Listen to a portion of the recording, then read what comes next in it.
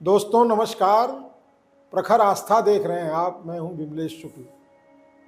दोस्तों मैं बद्रीनाथ में हूं और बद्रीनाथ वह पावन भूमि है, देव भूमि है उत्तराखंड की, जहां स्वयं नारायण निवास करते हैं। नर और नारायण पर्वतमाला के बीच में मंदिर, इस स्थान के पास एक स्थान है ब्रह्मकपाली।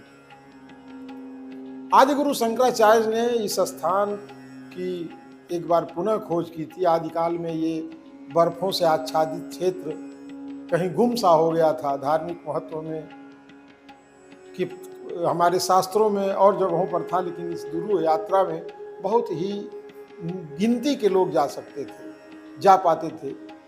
ये तपस्थली है, बदरी वन भी यहाँ कहा जाता है, इसका नाम बदरी वन भी है। और यहीं पर है ब्रह्म कपाल। कहा जाता है कि ब्रह्म कपाल पे जो अपने पितरों के निमित्त एक बार पिंडदान या तर्पण कर देता है तो फिर उसे जीवन में पितरों का पिंडदान नहीं करना पड़ता। जिनका पिंडदान ब्रह्म कपाली पर हो जाता है उनकी मुक्ति भी बताई जाती है। इस बद्रिकाश्रम धाम के बारे में और ब्रह्म कपाली के बारे में हम बात करेंगे। हमारे पास यहाँ के तीर्थ पुरोहित बद्रिकाश्रम के हैं अनंत कोटियाल जी, और मैं इनसे जानना चाहूँगा कि इस तीर्थ का क्या महत्व है और यहाँ की क्या मान्यताएं हैं। जय बद्री विशाल। रामाय रामभद्राय रामचंद्राय वेधसे रघुनाथाय नाथाय सीताया पतये नमः। जय श्री राम। जय बद्री विशाल। तो बद्रीनाथ जी, बद्रीनाथ भारत का प्रथम धाम है ना। उत्तराखंड में उत्तर की ओर प्रथम धाम भारत का बद्रीनाथ है। गंगोत्री यमुनोत्री हो गए तीर्थ, केदारनाथ हो गया ज्योतिर्लिंग, और उत्तर में धाम एक ये है। तो सतयुग का धाम है। 4 युग हैं हमारे। सतयुग का धाम है बद्रीनाथ। सतयुग के बाद आता है त्रेता युग। त्रेता युग का धाम हो गया त्रेता के राम। त्रेता का धाम हो गया रामेश्वरम। फिर द्वापर युग, द्वापर के कृष्ण। द्वापर का धाम हो गया द्वारकापुरी। और फिर आता है कलयुग, जो युग चल रहा है। कलयुग का धाम हो गया जगन्नाथपुरी, है ना। तो इंडिया के 4 धामों में श्रेष्ठ धाम बद्रीनाथ जी यहाँ पे है, सतयुग का धाम। तो ये अष्टम भू बैकुंठ क्षेत्र बद्रीनाथ भगवान नारायण का है। 8वां भू बैकुंठ भूमि में ये है ना। जहाँ क्षीर सागर, जहाँ भगवान नारायण रहते हैं शेषनाग जी के आसन पे, उसे बैकुंठ कहा जाता है। तो यहाँ पे आपने देखा होगा पितृ इत्यादि कार्य चल रहे हैं, तो यहाँ पे लास्ट पितृ कार्य भी होता है। ये सनत कुमार संहिता इत्यादि में वर्णित है कि जहाँ पर ब्रह्मा जी का शर भाग गिरा था, वहाँ यदि नारायण जी के प्रसाद से पिंड प्रदान इत्यादि दे दिया तो अन्यत्र किसी तीर्थ में करने की आवश्यकता नहीं होती है। इस प्रकार का धाम ये है। ये भूमि प्रधान क्षेत्र है, मूर्ति प्रधान क्षेत्र नहीं है। ये इस भूमि में जैसे ही आप आते हैं आपकी यात्रा कंप्लीट हो जाती है ना। मूर्ति दर्शन केवल निमित्त मात्र के लिए आप लोग करते हैं। इस प्रकार का अष्टम भू बैकुंठ धाम ये भगवान नारायण का है। भूमि प्रधान क्षेत्र हम इसलिए कह रहे हैं, एक राक्षस हुआ यहाँ पे सहस्त्र कवच नाम का। सहस्त्र कवच ने भगवान सूर्य की आराधना की। जब सूर्य की आराधना की तो कहा कि मुझे अमर कर दीजिए, पर जो इस मृत्युलोक, इसका नाम है, जो इस मृत्युलोक में आया है उसका अमर होना संभव है नहीं। तो कहा कि अमर तो नहीं कर सकते हैं। तो उसने कहा कि मुझे 1 सहस्त्र यानी कि 1000 कवच दे दीजिए, और 1 कवच तब कोई मेरा काट पाए जब 10,000 वर्ष तप करे, है ना। तो अब राक्षस था, रहेगा तो देव हानि, जन हानि, मानव हानि, हानि ही करेगा। तो नारायण से प्रार्थना की गई कि इस राक्षस को मारकर हमें भय मुक्त कीजिए। सभी देवताओं ने प्रार्थना की। तो कहा कि समस्या है, कि समस्या ये है कि जब कोई 10,000 वर्ष तप करेगा तब इसका 1 कवच कटेगा। ऐसे इसके पास 1000 कवच है। तो कहा किसी ऐसी भूमि की खोज की जाए जिसमें एक दिन में 10,000 दिन का फल मिले। तो ये भूमि भगवान शिव की है। संकल्प इत्यादि हम करते हैं तो केदार खंड अंतर्गते कहते हैं। तो भगवान शिव की भूमि है। भगवान नारायण ने तप के निमित्त ले ली थी।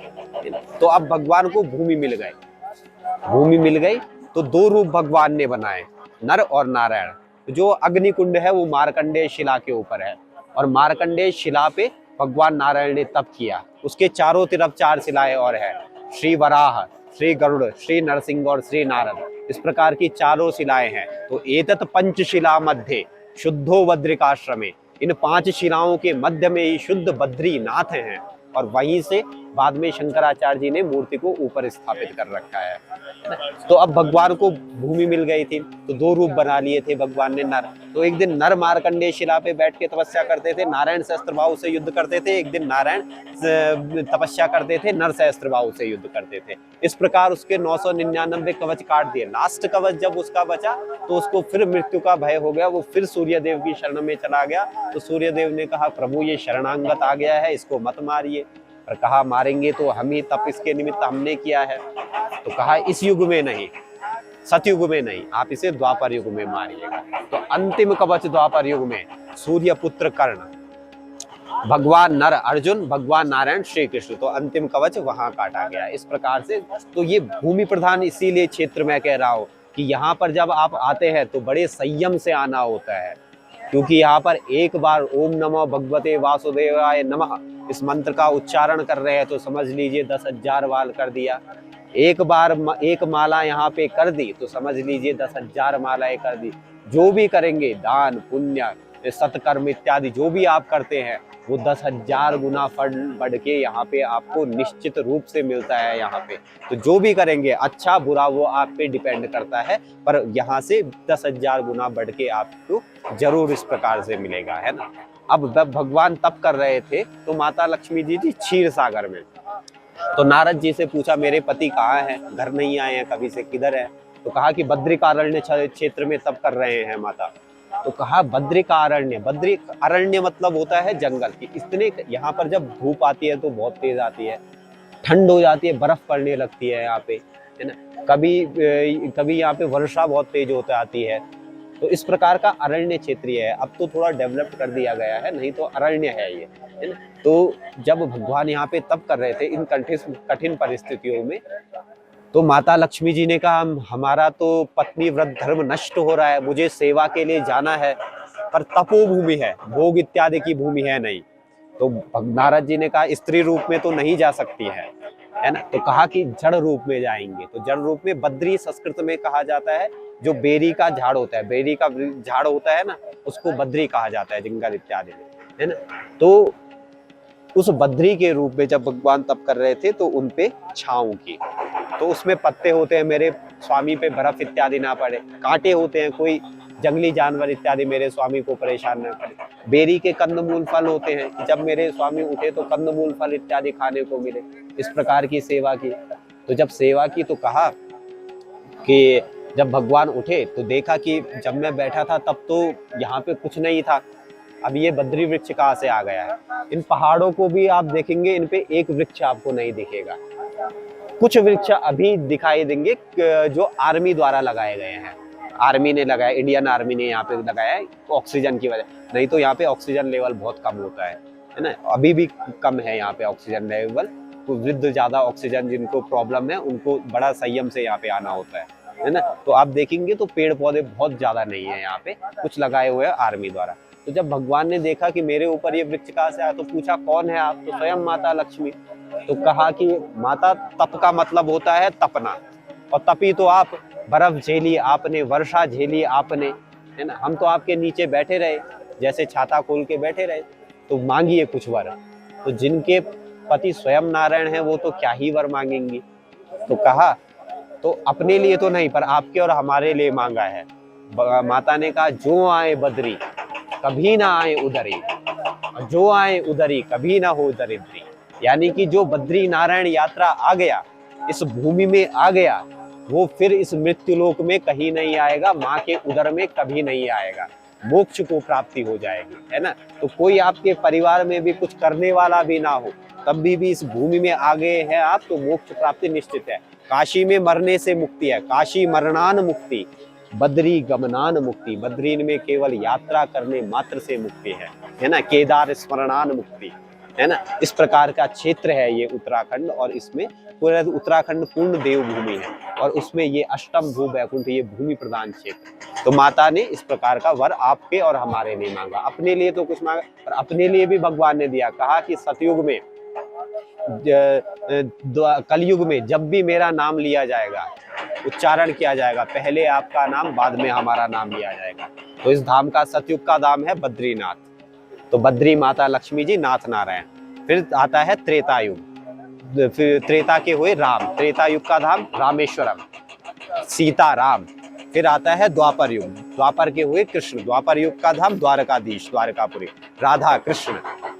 फिर आता है कलयुग, द्वारका से अटका भोग ले जाया जाता है कलयुग के धाम जगन्नाथपुरी में, जगन्नाथपुरी कलयुग का धाम, इस काल का धाम जहाँ पे 56 भोग इत्यादि लगाया जाता है, क्योंकि भोग इत्यादि का ही युग है ये है। तो इस प्रकार का इस क्षेत्र का विवरण है। तो जब तक यहाँ है, जब तक आप यहाँ रहते हैं, जितना ओम नमो भगवते वासुदेवाय नमः इस मंत्र का जाप कर सके, या आपके गुरु इत्यादि द्वारा आपको मंत्र दिया है, तो जितना मंत्र जाप यहाँ पे कर सके, जितने शुद्ध विचार, जितने अच्छे कार्य, जितना दान पुण्य इत्यादि यहाँ पे कर सके, वो जरूर यहाँ पे करना चाहिए। इस प्रकार का क्षेत्र ये है।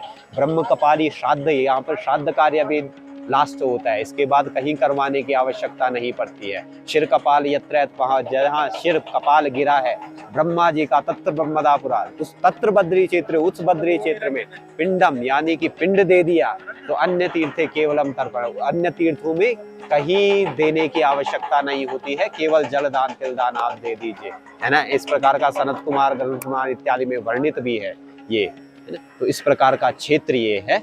जय बद्री विशाल, जय श्रीमन नारायण।